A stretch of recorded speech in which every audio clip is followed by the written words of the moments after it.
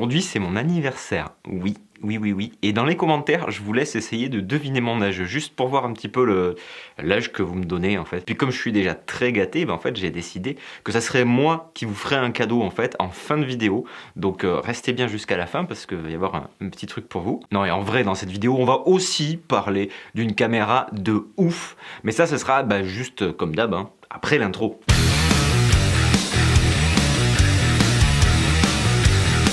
Et salut à tous les amis, c'est François pour la chaîne Explique-moi encore. Je suis ravi, comme toujours, je suis hyper heureux de vous retrouver une nouvelle fois pour une nouvelle vidéo. Et puis si vous n'êtes pas encore abonné à la chaîne, sachez qu'ici on parle de caméra, on parle de montage, on parle de tournage, bref, tout ce qu'il faut pour faire de la vidéo. Donc si c'est pas déjà le cas, vous pouvez bien entendu cliquer sur le petit bouton s'abonner, la cloche, tout ça, parce que sur cette chaîne, il y aura forcément des choses qui vont vous intéresser. Vous l'avez vu dans le titre, aujourd'hui on va parler du Nikon Z6 et c'est une caméra qui m'a clairement mis sur le cul parce qu'elle a quelques petites choses en plus qui vraiment font la différence. Mais juste avant, je vais vous expliquer d'où je la sors cette caméra parce que ça me paraît quand même assez important. Il y a quelques mois, j'ai été contacté par Nikon pour tester, pour avoir un prêt de ce Z6 pour pouvoir un petit peu voir ce que ça donnait. Et honnêtement, j'étais pas hyper emballé, j'étais très satisfait de ce que j'avais, mais je me suis dit pourquoi pas, finalement on me propose de me la prêter, ça coûte rien, si ça me plaît c'est cool, si ça me plaît pas, c'est pas très grave.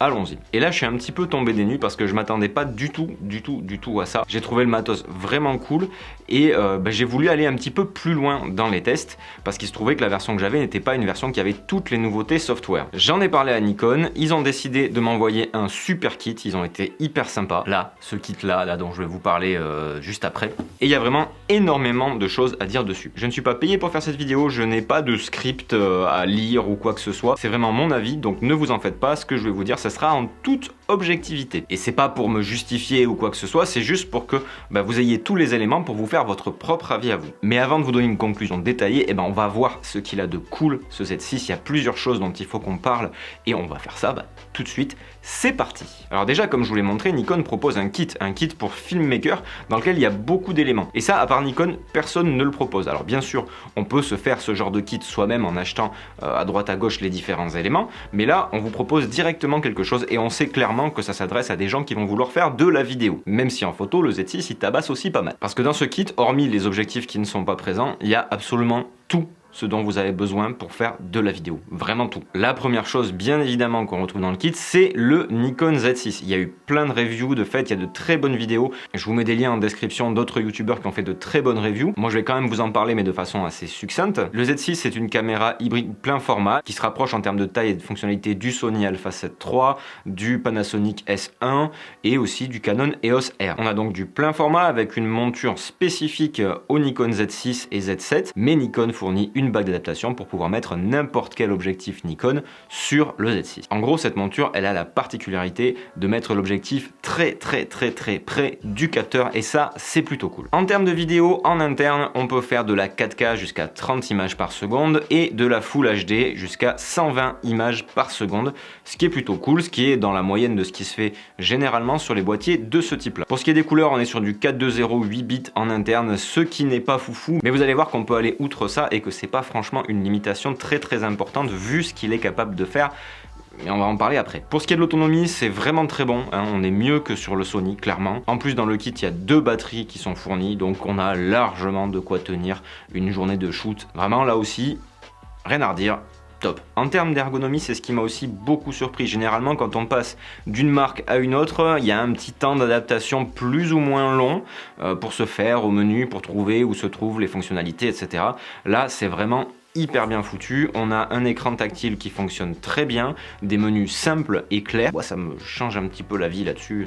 Beaucoup plus facile d'arriver à changer le framerate, à changer tout ce qui a à changer la résolution.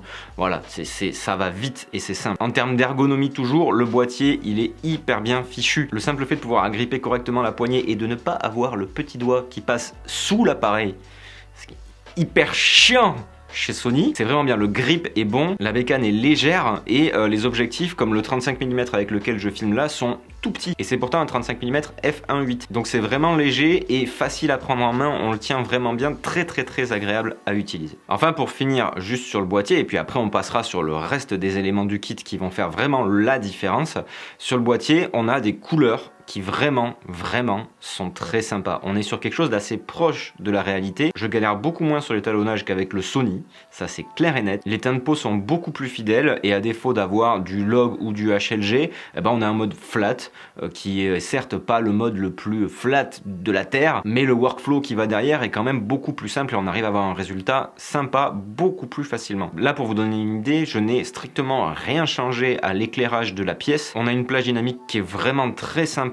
Là vous pouvez voir par rapport à d'habitude j'avais des ombres un peu plus présente et là il arrive à choper un petit peu tout sur le visage. On n'a pas de zone vraiment noire, on a vraiment moins de contraste à ce niveau là qu'on peut rajouter en post-prod si on le veut après ou pas. Et c'est sharp, c'est vraiment mais ciselé au couteau. La netteté de ce boîtier couplé aux objectifs que j'ai eu ici, vraiment c'est assez hallucinant quoi. Vraiment en netteté c'est bluffant. Alors vous allez me dire oui mais c'est un petit peu comme tout ce qui se fait sur le marché. Au final il n'y a pas vraiment une grande différence. L'image elle est un peu plus typée, elle est plus typée Nikon, mais bon voilà au final rien de révolutionnaire. Eh bah si, on va continuer d'aller voir ce qu'il y a dans le kit et puis ça va vous montrer les possibilités du machin.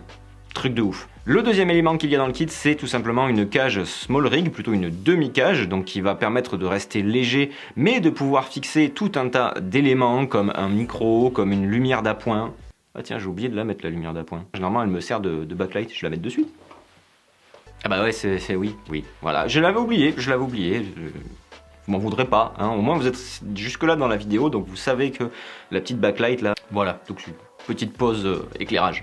Je disais qu'il y avait un truc qui allait pas aussi. Cette demi-cage small rig, elle a un petit plateau qui va permettre de retirer l'appareil de la cage sans avoir à tout dévisser, c'est très pratique, vraiment hyper bien foutu. Et surtout, on va pouvoir venir y fixer l'Atomos Ninja 5 qui est dans le kit. Alors qu'est-ce que c'est l'Atomos Ninja 5? C'est un moniteur déjà qui va vous permettre d'avoir un grand écran de 7 ou 8 pouces déjà pour pouvoir monitorer un petit peu ce que vous filmez et avoir les infos dessus. Vous pouvez avoir un histogramme, vous pouvez avoir des zébras, vous pouvez avoir le focus picking, bref tout ce que vous voulez dessus. Vous pouvez mettre des luttes dedans pour prévisualiser un petit peu si vous utilisez des luttes. C'est le moniteur qui tue. Vraiment, on a toutes les infos dessus. Mais c'est pas tout, Il se trouve que le Z6, il a une sortie HDMI qui va aller se brancher sur l'Atomos. Et là, les amis, ça change tout. Parce que cette sortie HDMI, elle va pouvoir permettre d'enregistrer sur l'Atomos. Parce que l'Atomos aussi, il ne fait pas que moniteur, il est aussi enregistreur. On va venir lui mettre carrément, là c'est même plus des cartes SD, c'est un disque dur, un SSD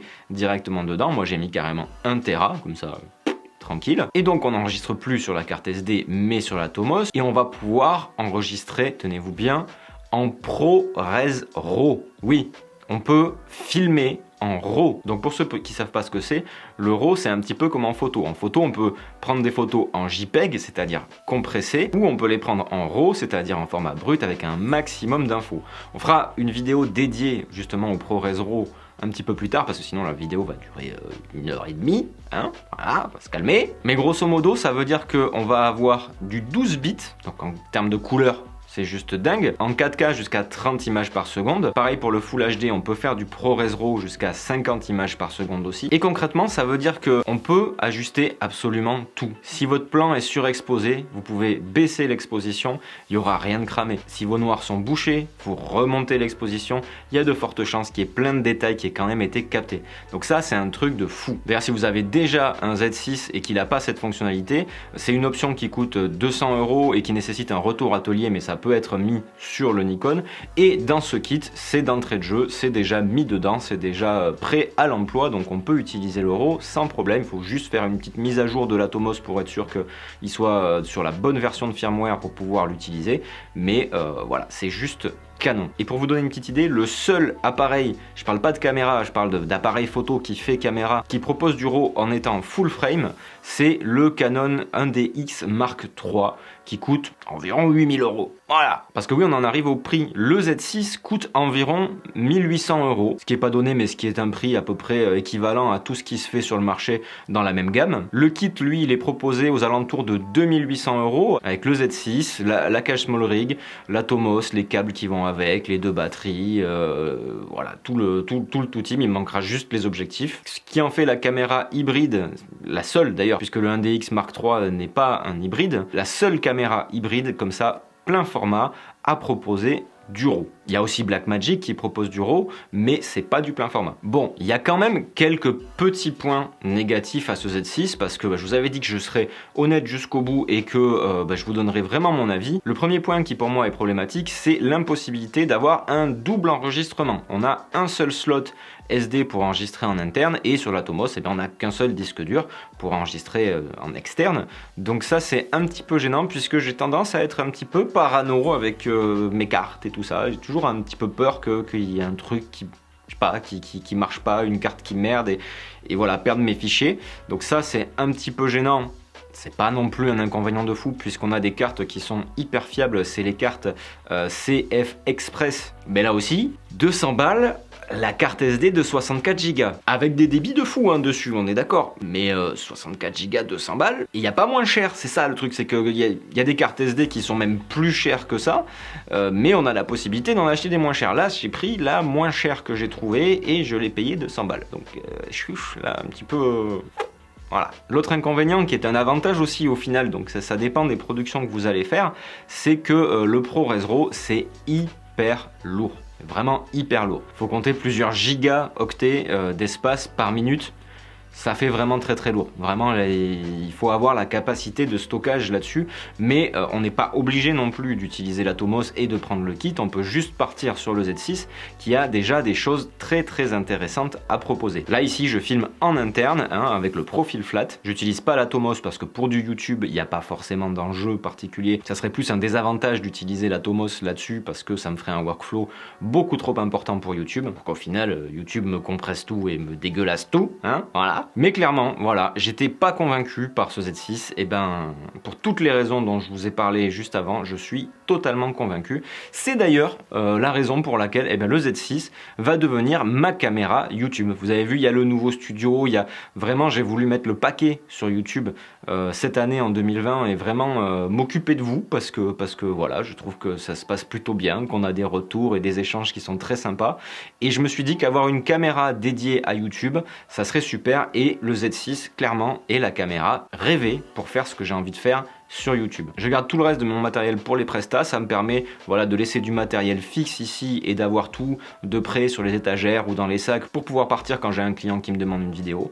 Voilà, là on est royal, on est caviar, on est trop bien. Et voilà les amis, on a terminé sur ce Z6. Maintenant, je vais vous dire un petit peu ce que je vous ai prévu, ce dont je vous ai parlé en tout début de vidéo, le petit cadeau que j'ai envie de vous faire pour mon anniversaire. Le mec, pour son anniversaire, fait des cadeaux. Alors, si vous suivez les liens qui sont dans la description, je vous fais une grosse promo sur la formation pour apprendre à monter avec Final Cut que j'ai faite sur Udemy. Voilà, premier cadeau. Ensuite, et ça se passe sur le shop qui est sur Utip, je vais passer le pack de lutte de 25 € à 15 € pendant une semaine, voilà, ça c'est fait. Et enfin, toujours sur le shop Utip, je vais faire un pack avec les luttes et les presets Lightroom à 20 €. Donc les luttes plus les presets pour 20 €. Voilà, en gros, c'est ma grosse promo de mon anniversaire pour vous. Alors voilà, on est au bout les amis, n'hésitez pas à mettre le traditionnel coup de Blaster si cette vidéo vous a plu, vous pouvez vous abonner, cliquer sur la cloche, liker, mettre votre avis un petit peu sur cette vidéo aussi, en plus de deviner mon âge dans les commentaires. Et puis partagez autour de vous cette chaîne, on est de plus en plus nombreux, ça fait hyper plaisir. C'est grâce à vous tout ça, donc continuez à passer le mot, faites du bruit. Et puis moi je vous dis comme d'habitude, restez curieux et à très bientôt pour une prochaine vidéo. J'ai loupé un mardi. Voilà, la semaine dernière, il n'y a pas eu de vidéo. Ça fait bizarre, j'avais pris le rythme et tout, mais là, en ce moment, tous les clients se réveillent au même moment. Voilà, une vidéo pour avant-hier, machin, nanani, nanana. Ah, tu peux pas traverser la France pour aller faire une vidéo et tout. Oui, avec plaisir, je fais toujours ça avec plaisir, mais je sais pas, je suis sûr qu'il y a des réunions secrètes, des entreprises et des gens qui se disent on va tous lui mettre les prods au même moment, juste pour voir s'il y arrive, tu vois. J'y arrive, mais du coup j'ai loupé un mardi, quoi. J'espère que vous m'en voulez pas. Voilà.